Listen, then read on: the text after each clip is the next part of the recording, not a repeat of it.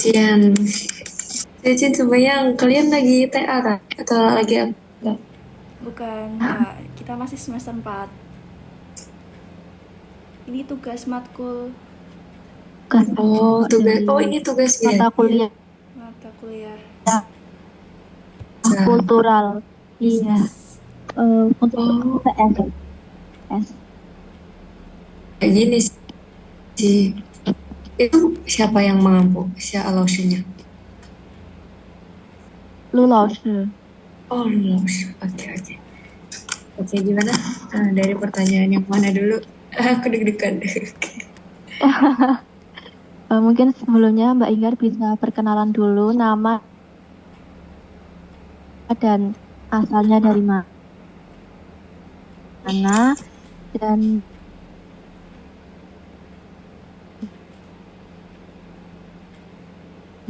Mm-mm. sekarang bekerja di mana, di posisi apa bekerja sekarangnya dan sudah berapa lama.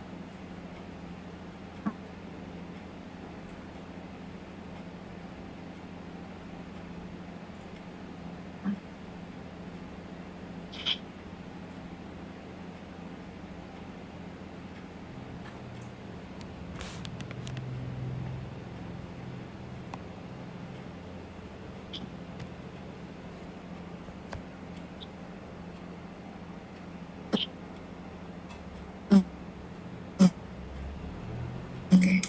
Nah, ini di ini tuh udah lama katanya ya. Terus kalau di Boleh? Di Indonesia itu baru start di Agustus, tapi baru aktif produksi itu dari Januari ya. Dari Januari itu baru aktif produksi dan baru pengiriman di Januari akhir gitu.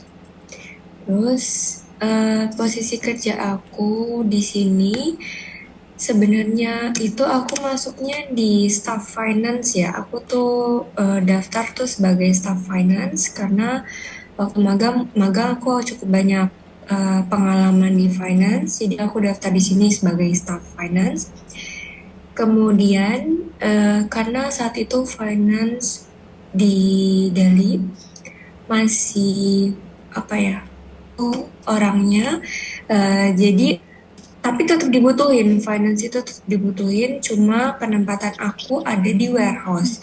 Kalau kalian pernah dengar finance warehouse, nah itu aku sebagai staff finance, tapi posisinya di warehouse.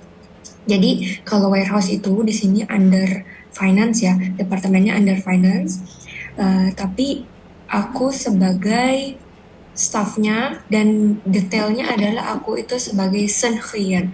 Kalau kalian pernah dengar Senhrian itu petugas audit ya, petugas audit di warehouse, tapi masuknya adalah finance gitu. Jadi aku Senhrian, petugas audit. Cuma kalau di secara resminya aku staff finance. Terus kalau di sini karena perusahaan baru ya, jadi tugasnya itu merangkap-rangkap. Dan aku sebagai translator juga, of course, translator di bagian warehouse. Jadi warehouse kita itu banyak banget. Gedungnya itu banyak banget. Gedungnya ada 5. Tiap gedung itu pasti ada translator. Jadi misal gedung 1 produksi, gedung 5 produksi itu pasti ada translator sekitar 1 sampai 2 orang. Jadi ada produksi dalam sama luar, packaging juga ada. Nah aku sebagai translator di warehouse, warehouse-nya tuh terbagi jadi ada gudang bahan baku, gudang packaging, kemudian gudang hardware, terus ada gudang finish good. Nah, aku masuknya ke bahan baku, packaging, sama hardware. Nah, itu aku sebagai translator di sana. Kemudian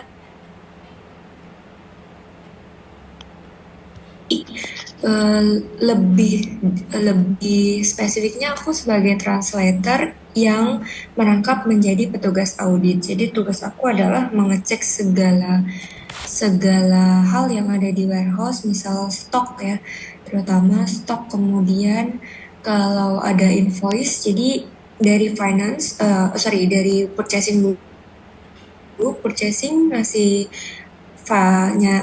invoice ke finance, finance ngasih ke warehouse, begitupun sebaliknya, itu semuanya aku cek dari nama supplier, terus dari supplier ngirim berapa ke warehouse, dan apa lagi ya,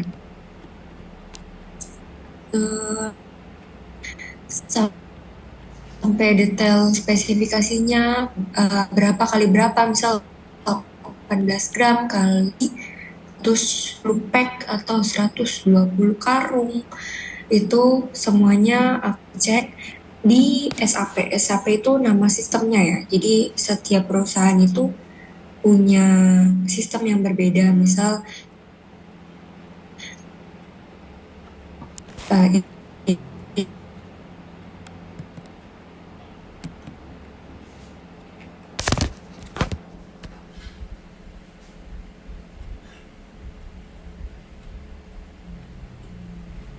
ada Papua di 026003, tapi kosongnya kurang satu. Nah itu aku harus konfirmasi kepada orang yang buat invoice dan kepada orang yang edit di SAP-nya. Jadi ada admin gudang yang mengedit invoice itu di dalam SAP, dan itu harus diubah lagi, invoice-nya dibikin ulang, baru lagi kalau udah benar semuanya baru tanda tangan, kemudian tanda tangannya naik kepada SPV nanti SPV sudah tanda tangan ke manajer purchase, sudah tanda tangan ke manajer finance, baru ke GM dan ke CEO gitu. Jadi cukup panjang ya, walaupun aku cuma sebagai petugas audit, tapi sangat krusial. Kalau aku salah angka satu aja aku nggak cek gitu, nggak detail ceknya, itu bakal makan berhari-hari buat edit invoice. Jadi harus super detail gitu dan sebagainya. Jadi semua yang berhubungan dengan cek apapun itu, sampai cek invoice limbah, terus cek surat timbangan, terus apa lagi ya, semuanya itu aku. Kemudian karena aku juga sebagai staff finance di warehouse, aku ngurus absensi orang warehouse, jadi aku yang rekap, terus aku kasih ke finance. Kemudian masalah gaji, misal gaji dari finance, terus aku konfirmasi kepada orang gudang, kan banyak ya orang gudang. Terus ada namanya porter juga, porter biasanya tuh yang angkut-angkut barang, bantuin mereka angkut barang. Itu juga aku konfirmasi apakah absennya sudah betul. Kalau misalnya ada yang salah, aku konfirmasi ke finance. Terus absensi, rekapan, sama mungkin lembur. Jadi kadang ada beberapa petugas gudang yang bikin lembur adalah aku. Lemburan berapa jam, siapa aja namanya, kemudian aku konfirmasi ke SPV, ke kepala gudang, baru ke finance gitu. Jadi seperti itu, tugasnya lumayan rangkap ya, selain translator, petugas audit, sama staff finance juga gitu. Kalau apalagi lama bekerja, aku baru genap 3 bulan besok 3 bulan besok, tapi jujur rasanya kayak lama banget karena ya itu tugasnya rangkap gitu ya, seperti itu. Terus apa lagi? Kalau boleh tahu produk yang diproduksi itu apa aja ya Mbak? Mungkin bisa disebutkan. Produknya? Iya. Oke, produknya sekalian sama mereknya ya, soalnya itu banyak banget produk. Terus ada keripik kentang kayak kalau kamu tahu Ace, itu kayak gitu. Terus roti itu kayak rotinya Alka, yang roti tawar ada isinya. Kemudian Iya. kalau kamu dulu padi mas, nah itu sama sama persis itu sampai rasanya itu sama. Terus apa lagi ya? Bolu juga banyak kan bolu ya, bolu isi krim, bolu custard, kemudian roti panjang, roti mini, kemudian ada apa lagi? Tadi keripik kentang, kemudian ini ada biskuit juga ada biskuit kayak ini choco pie. Nah itu ada juga ya namanya juga sama choco pie, cuma kita ada mereknya sendiri. Jadi mereknya itu ada yang namanya Dales, DALEZZ Dales. Kemudian ada kalau keripik kentang itu mereknya ada namanya Copiko pakai C. Kalau Kopiko kan permen Kopiko ya. Kalau keripik kentang sini COPICO Copico. Terus ada yang namanya K11, K11. K11 itu bentuknya aku agak lupa ya. Dia ada keripik juga, ada biskuit juga. Terus ada namanya Hokira. Hokira itu khusus biskuit ya. Setiap produk itu produksinya di beda-beda gedung ya. Jadi misal gedung 1 produksi roti, gedung 2 produksi bolu sama sama apa ya? Sama custard kalau nggak salah. Terus gedung 3 produksi keripik kentang. Itu jadi setiap produk itu diproduksinya beda-beda gedung. Gitu. Lagi. Berarti memang setiap gedung itu memproduksi produk yang beda-beda ya, Mbak? Iya. Satu penempatannya pertama nggak mudah. Terus pembagian sama operatornya juga kan pasti harus dibagi ya. Misal operator sekian-sekian itu ada di gedung 1 produksi roti. Gitu. Jadi setiap gedung kita harus mengenali juga gedung 1 produksi apa, gedung 2 produksi apa, gedung 3 produksi apa, kayak gitu. Lagi gedung 1 roti, gedung 2 biskuit, gedung 3 keripik kentang. Jadi nggak bisa digabung karena bahannya pertama bahan bakunya beda, kemudian nanti hasilnya yang akan disalurkan ke finish good sama logistik juga penamaannya beda. Berarti memang dari perusahaan tersebut hanya memproduksi makanan aja ya, Mbak? Baru makanan. Rencananya kalau yang aku dengar dari awal ya, itu kemungkinan mau ada minuman, cuma saat ini masih makanan karena baru banget produksi. Untuk usahanya kalau aku tahu di mana, Mbak, itu? Di kawasan Surya Cipta Karawang, Kecamatan. Oke. Dan apakah dari perusahaannya? Suara saya udah jelas, Mbak? Halo? Iya, aku agak putus ya. Oke, putus ya, Mbak?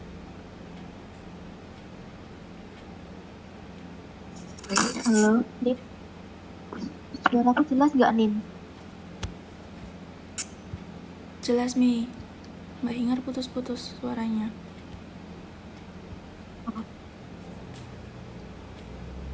Halo, Mbak Ingar, masih kedengaran suaraku nggak ya? Halo, kedengeran? Udah jelas, Mbak? Tapi aku kayaknya kepental ya.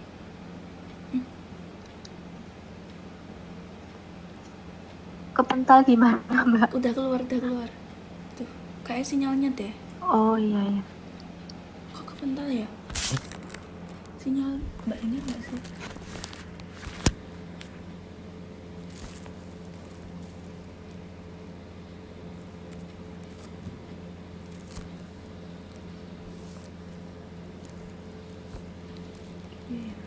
Itu dengan rekan kerja dari Tiongkok ya, Mbak?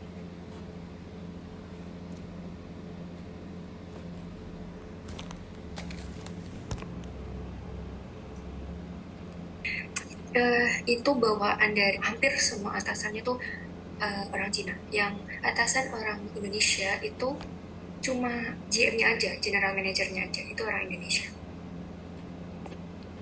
Oke. Dan selama Mbak Inggar bekerja sehari-hari itu apakah lebih sering berhubungan langsung dengan rekan kerja dari Tiongkok atau bagaimana, Mbak? Benar. Aku langsung sama ininya ya, SPV gudangnya. Biasanya langsung direct gitu ya. Komunikasinya lebih sering sama orang Tiongkoknya daripada orang Indonesia. Orang Indonesia paling cuma ketika aku menyampaikan dari Tiongkok, terus misal orang Tiongkoknya mau menyampaikan ke Indonesia, baru aku komunikasi dengan mereka. Kalau itu aja sih. Terus kalau misal Indonesia apa lagi ya, paling kalau saat dibutuhkan ini aja, misal tadi ada ya perlu diperbaiki dari invoice, terus itu yang buat adalah orang Indonesia, jadi aku bilangnya ke orang Indonesia. Kalau sehari-hari lebih seringnya ke orang Tiongkok. Oke. Selama Mbak Inggar bekerja sama dengan orang Tiongkok itu, cara mereka berkomunikasinya tuh seperti apa ya, Mbak? Misalnya ingin menyampaikan sesuatu tuh cara mereka menyampaikannya seperti apa?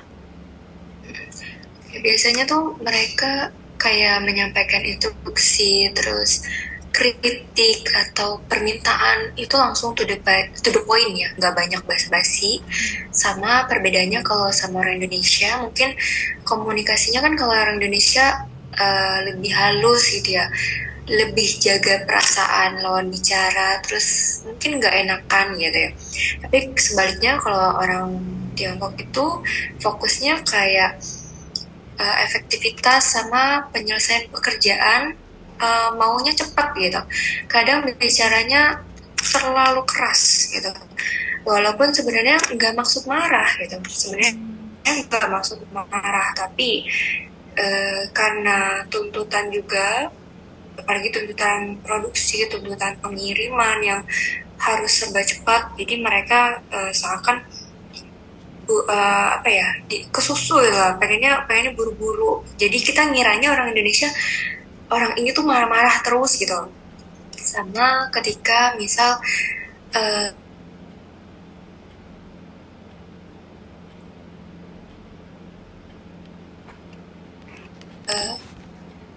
orang Indonesia, orang lokalnya itu ketika diperintahkan itu nggak terbilang sedikit ya, untuk di gudang tuh masih terbilang sedikit, sedangkan permintaan produksi itu banyak, kemudian itu berat-berat banyak.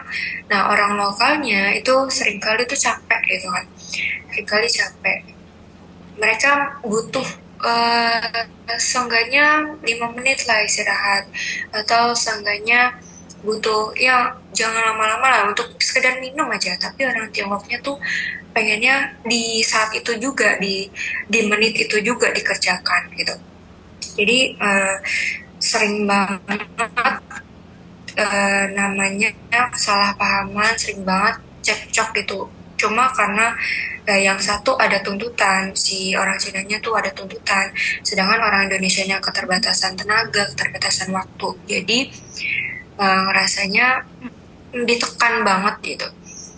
Terus aku sebagai perantara itu sering banget kena gitu. Ibaratnya gini, si atasanku pengen beberapa tugas dalam, misal kalau di gudang packaging ya, terutama itu sering banget cekcoknya di gudang packaging. Misal dari atasanku minta buat, karton ini dipindahin ke gudang mekanik, produk ini dikirim langsung ke produksi, yang ini harus segera dibongkar. Tapi orang packaging itu karyawannya cuma 2, porternya yang biasa mindah-mindahin itu cuma 4. Itu kan dikit ya, kalau bagi orang Indonesia secara logikanya itu sedikit banget. dan gak bisa di misal 3 tugas itu dikerjakan dalam waktu 1 jam. Tapi orang Cina ya, biasanya mereka tuh sering banget kayak ini kan bisa dikerjakan dalam waktu beberapa menit gitu bilang, ini bisa dikerjakan dalam waktu beberapa menit, kenapa harus menunda-nunda? Bukan nunda sebenarnya, instruksi sudah aku jelaskan langsung ke orang lokalnya, udah aku jelasin langsung, oh Pak minta tolong ini tugas ini tugas ini tugas ini di kita kan orang Indonesia pengennya dibagi tugas gitu ya, dibagi tugas untuk bisa selesai gitu. Ketika udah nggak ada kerjaan segera dilakukan aja, kalau Indonesia kan gitu ya. Tapi orang Cina nggak mau, dia ngertinya dengan 4 tambah 2 6 orang itu harus kerjasama dalam waktu 1 jam itu selesai gitu.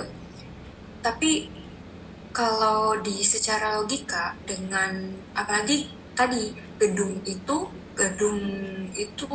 jauh-jauh jaraknya, gak bisa kayak misal dari gudang packaging ke gedung satu itu secara langsung, apalagi itu masih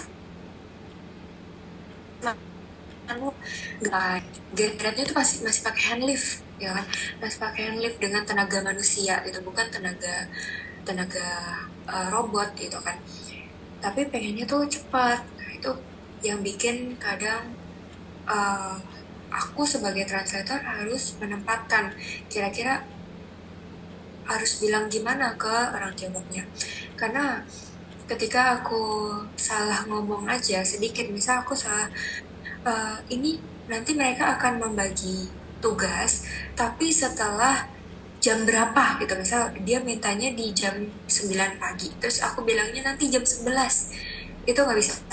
Jadi kita nggak bisa spesifikasi waktu untuk jam berapa dikerjakan. Kita misal bilangnya oh nanti mereka akan kerjakan di jam 11 ketika mereka sudah melaksanakan satu tugas selesai gitu. Tapi bagi mereka oh nggak bisa, itu kelamaan gitu, produksi mintanya di jam sekarang gitu. Ya udah, aku bilang ke mereka prioritasin yang memang harus dikerjakan dulu. Kalau memang prioritasnya adalah permintaan produksi, ya udah mereka harus kirim dulu permintaan produksi, maka pindahin barang itu nanti aja gitu. Tapi misalnya tuh selalu kayak kan mereka ada banyak orangnya, 6 orang tuh dia bilang banyak gitu, kenapa nggak dibagi tugas gitu, sedangkan permintaan produksi itu bertonton gitu, yang berkilogram, berpuluh-puluh kilogram. Gak bisa gitu kan, aku sebagai perantara harus ngejelasin, oh gak bisa dalam satu waktu itu harus dilakukan dalam semuanya 3 tugas, atau bahkan kadang tuh dia kayak lebih dari 3 tugas gitu, 3 tugas dalam 1 jam itu gak bisa, aku jelasin gitu. Tapi si Tiongkoknya ini karena mungkin terlalu emosional, mungkin dia juga udah capek atau banyak tuntutan, tekanan dari manajer manajer finance, manajer produksi. Jadi dia mesti selalu bilang, kamu sebagai translator gimana sih gitu, kamu tuh nggak menyampaikan apa yang saya bilang, kamu tuh selalu bertentangan. Nah itu jujur gue rasa banget. Tapi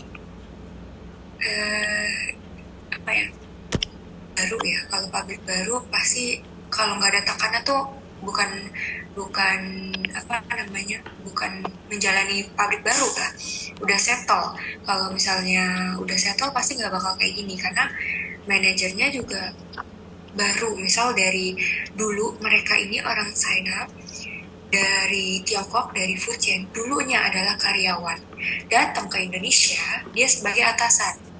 Itu mereka belum terbiasa. Mereka tuh masih sama-sama belajar sama kita. Jadi yang satu maunya apa, yang satu maunya apa. Itu kita sebagai translator harus bisa menjadi penengah gitu. Dan yaudah, sampainya kita nggak bisa kayak tadi di permintaan jam 9, aku bilangnya jam 11 tuh nggak bisa. Ya udah bilang aja mereka akan segera kirim yang diprioritasin dulu, dan untuk pemindahan barang itu akan di handle misal 2 orang gitu ya, ya udah sekedar bilang, sekedar formalitas. Tapi untuk penyelesaiannya itu tugasnya orang di lapangan gitu. Sebenarnya cukup sulit ya, jadi translator tuh ya sesuai gaji sih ya, apalagi dia lumayan besar banget dibanding dari di Jawa Tengah atau Jawa Timur itu emang gede banget, tapi tekanannya juga gede juga gitu. Jadi kita harus paham gitu. Ya udah, lu udah digaji segitu, masa nggak ada karena ya udah gitu kan. Ya kita harus memahami juga.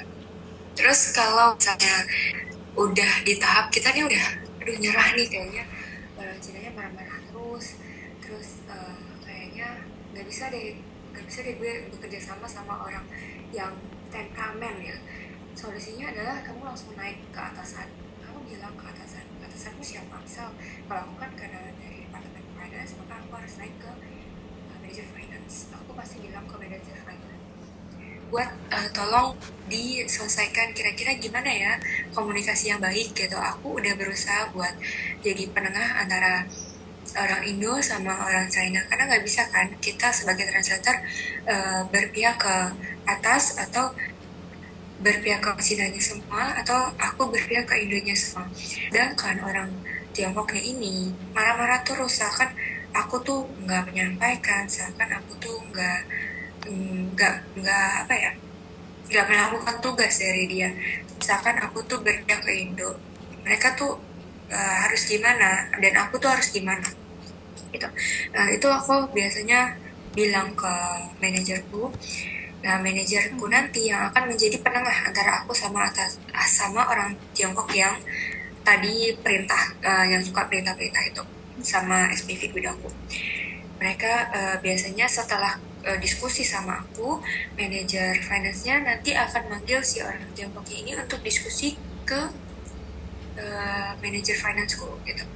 Karena kadang mereka tuh suka lupa sama posisi aku, karena posisi aku kan sebenarnya staff finance, tapi mereka selalu mengiranya aku tuh staff gudang. Ya udah gitu, jadi terlalu banyak overload tugas, makanya aku selalu lapor ke manajer financeku untuk sebagai penengah gitu, untuk dijelaskan kalau aku tuh staff finance, lebih dari itu bukan tugas aku gitu. Terus biasanya manajer finance tuh ngasih saran ke aku, ya udah ikutin arahan Tiongkoknya dulu, dan kita juga harus mikir kira-kira yang benar yang mana nih gitu kan. Kayak tadi misal si Tiongkoknya bilang harus dibagi tugas, ya itu aku harus lihat juga di lapangan, kira-kira kalau orangnya lengkap dan bisa dibagi tugas, ya udah aku yang perintahin langsung ke orang lapangan, dibagi tugas. Misal 2 orang ngapain, 4 orang gak bisa kayak orang Tiongkoknya ambil tindakan atau Indonesianya ambil tindakan, karena kita juga harus lihat orang lapangan itu kadang-kadang memang capek sih, kerjanya memang capek, tapi sekalinya istirahat, mereka istirahatnya lama banget gitu kan. Itu makan waktu, misal minta istirahat, kita istirahat dulu ya, tapi kadang istirahatnya sejam, itu makan waktu banget, dan orang Tiongkoknya pasti marah. Nah itu kita harus perintahin juga, boleh Pak istirahat, tapi sekedar minum atau duduk sebentar 2 menit, nanti lanjut kerja lagi. Kalau misalnya dicicil pekerjaannya itu kan gak bakal selesai sebenarnya 1 jam, cuma karena keseringan dulu sebelum ada aku, dulu translator tuh gak ada, jadi mereka kayak pakai bahasa tubuh, terus mereka pakai Google Translate. Itu karena dulu orang Tiongkoknya sering melihat mereka, aku gak nyampein, mereka kok masih istirahat lama gitu. Nah itu aku harus lihat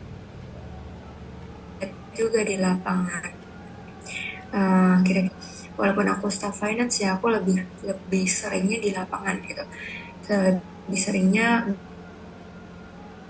ngelihat situasinya tuh. Oh iya benar juga ya, marah-marah omong kosong emang harus dibuktikan gitu. Tapi ketika memang saat orang lapangannya benar, kerjanya udah oke, tapi dia perintahnya lebih banyak daripada apa ya, waktunya. Misal perintahnya dalam, nah itu aku harus menjadi penengah juga ke orang Tiongkoknya. Aku kasih penjelasan pelan-pelan gitu.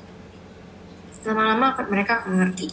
Cuma kadang ada orang Tiongkok yang istilahnya apa ya, kolot gitu ya, orang tua kolot ya. Jadi banyak banget Cina yang dia tuh udah tua lah, udah 40-an lebih, itu nggak bisa bekerja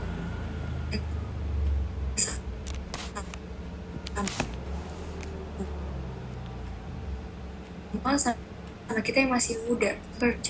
Bukan bercanda sebenarnya, kita juga punya waktu buat rehat gitu. Kadang aku juga harus kasih penjelasan pelan-pelan ya, gitu. Terus sama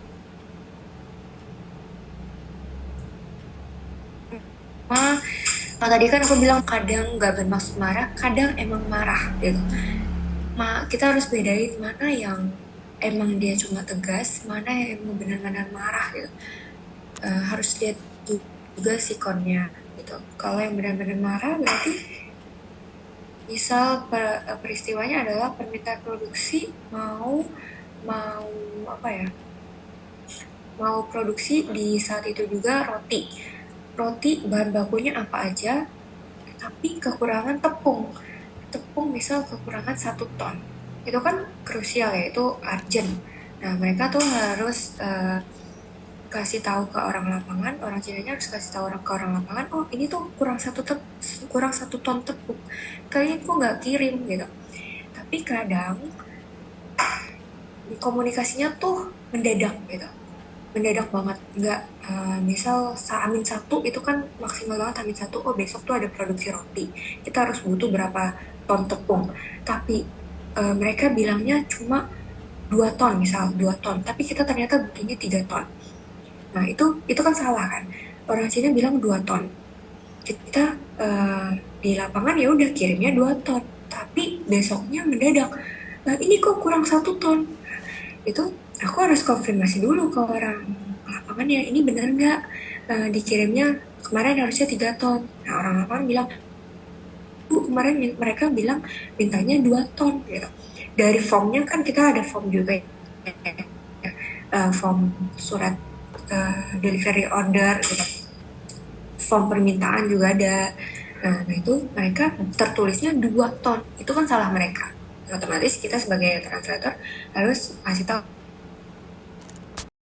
kayak gitu. Yang baik tuh banyak, cuma yang apa kritiknya itu tajam, keras itu juga ada gitu. Terus kalau ada kesalahan pekerjaan itu lebih baik menyampaikan secara langsung kepada orang yang bersangkutan daripada ditegur di depan banyak orang gitu. Aku kadang bilang kayak gitu ke dia, cuma dia bilangnya nggak bisa, ini tuh harus cepat dan aku nggak keburu waktunya. Kadang ada yang kayak gitu, dan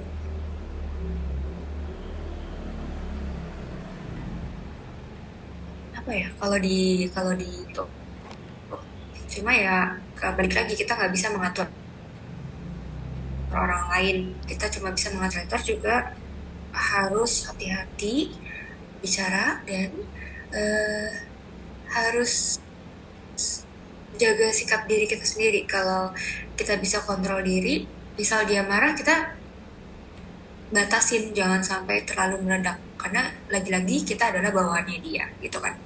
Kita harus memahami juga, oh dia ini kira-kira marah banget tuh kenapa gitu. Dan ya tadi ada yang memberikan kritiknya tegas keras, ada yang memberikan kritiknya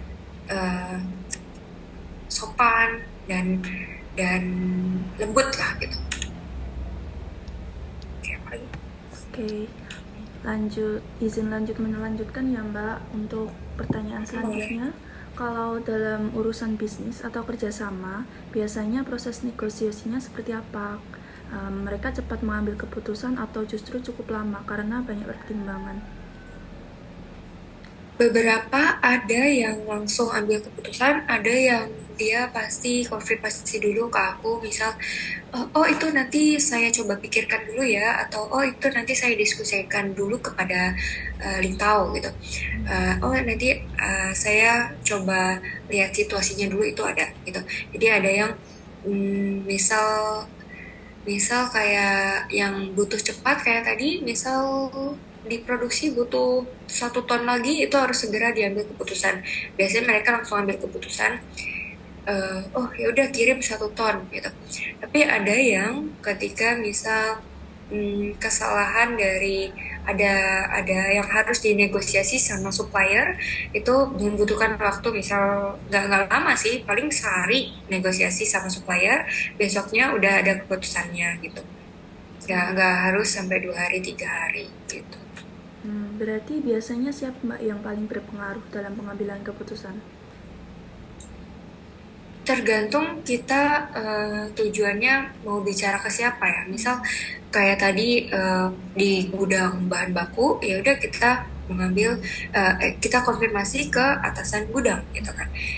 Mereka yang akan mengambil keputusan. Tapi kalau misalnya berhubungan sama supplier, biasanya itu ke manajer siapa dulu, misal suppliernya mengenai jual beli, itu berarti kita meminta ke manajer purchasing. Atau kalau manajer purchasing lagi nggak ada, ya udah kita nggak usah ke manajer, langsung ke bawahannya juga mereka bisa ambil keputusan gitu. Oke.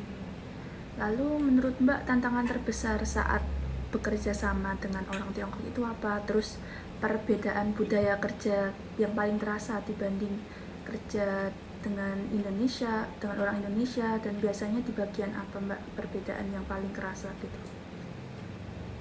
Itu tadi dialek, mereka punya dialek dari Fujian, dialeknya Min'an, dan itu cukup susah banget. Aku sampai sekarang juga masih kayak meraba-raba mereka maunya apa, sampai aku harus ngulang 3 kali itu aku baru paham. Kadang sampai yang benar-benar aku nggak paham banget, aku membutuhkan Google Translate buat bantuan, buat make sure aja sih. Misal aku dengarnya apa, terus aku tulis di Google Translate, aku make sure ke dia benar nggak kira-kira terjemahannya ini, baru aku kasih tahu ke orang Indonesianya. Sama ya itu tadi, mereka masih beberapa ada yang keras banget dan ngeyel buat dikasih tahu pengennya apa, padahal di lapangan tuh bagaimana, nggak mau mendengarkan orang lain. Itu tantangan terbesarnya. Kita sebagai translator juga harus muter otak gitu ya, kira-kira jalan tengahnya tuh seperti apa gitu.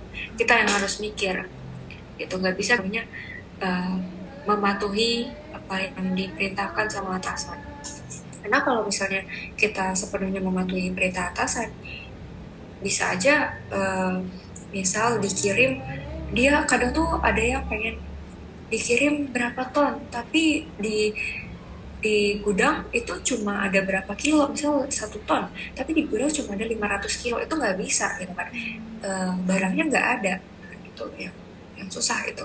Kadang sering banget berdebat hanya hal kecil gitu, tapi ketika sudah tahu jalan tengahnya, mereka sama-sama mau memahami kok, sama buat pahami instruksinya, daripada kita salah menerjemahkan gitu. Terus kemudian pahami budaya kerja juga ya, kayak komunikasi dan cara penyelesaian pekerjaan tuh bagaimana. Kayak tadi misal budaya mereka tuh cepet banget, misal cara jalan aja deh, cara jalan tuh mereka cepet banget, dan kita nggak bisa tuh kayak pelan-pelan kayak Putri Solo, itu nggak bisa, kita harus cepet juga. Sampai aku harus menyesuaikan sepatuku buat biar gak sakit saat jalan. Misal biasanya orang-orang office tuh pakai flat shoes, aku harus pakai sepatu yang proper buat ngikutin cara jalan dia. Kemudian cara budaya bekerja, mereka biasanya nggak senang kalau kita istirahat lama-lama. Sekedar sholat itu juga nggak bisa kita ikutin waktu sholat kita dengan tepat waktu ya. Misal kita sholat asar itu jam 3, tapi nggak bisa kita harus, oh ini jam 3 udah waktu sholat, kita harus sholat. Sayangnya di sini nggak bisa gitu. Kita harus tahu juga kalau pekerjaan udah selesai baru bisa sholat, atau sampai menunggu jam pulang kerja. Aku pulang kerja itu 5.30. 5.30 kan masih ada waktu sholat ya, buat sholat asar. Nah itu aku baru bisa sholat. Dan karena itu lumayan jadi perdebatan juga di sini tentang sholat. Sampai aku ngasih tahu kalau di Indonesia Muslim itu banyak, dan waktu sholat kita tuh 5 waktu gitu. Sampai aku sebutin pagi, siang, sore, malam itu ada waktunya. Tapi mereka bilang kalau kamu sholat, sholat itu kan sekitar ya paling 15 menit ya. 15 menit, tapi orang lapangan itu kadang menggunakan waktu sholat itu dengan lama banget gitu kan.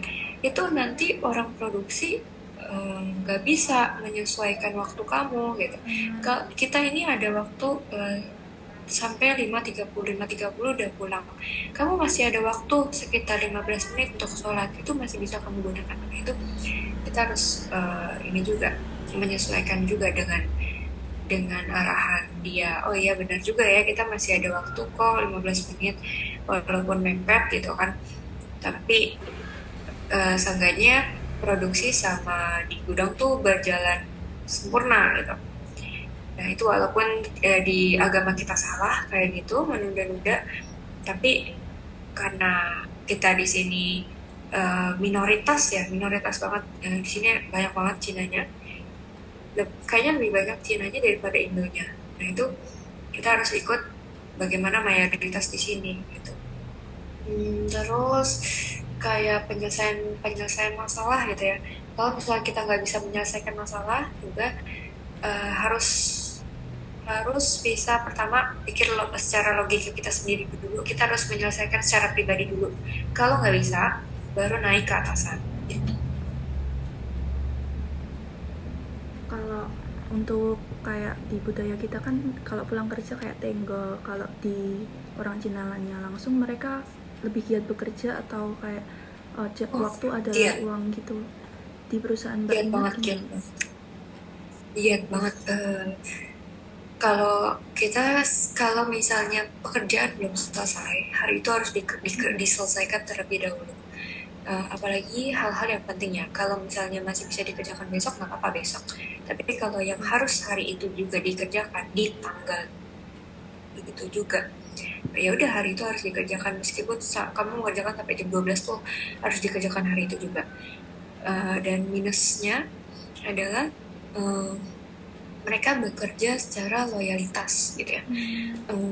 Kalau beberapa perusahaan mungkin ada namanya lembur, jam lembur gitu, dan lembur itu dibayar.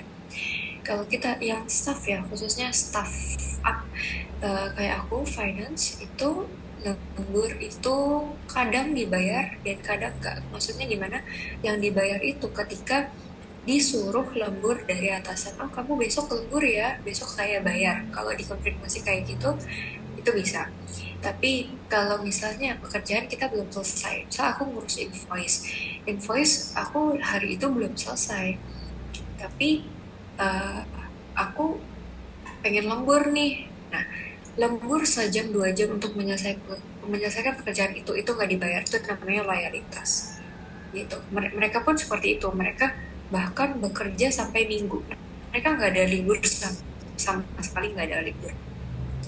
Mereka bekerja sampai minggu. Liburnya itu kapan? Mereka itu ada per 3 bulan. Itu pasti ada balik 10 hari ke China. Gitu.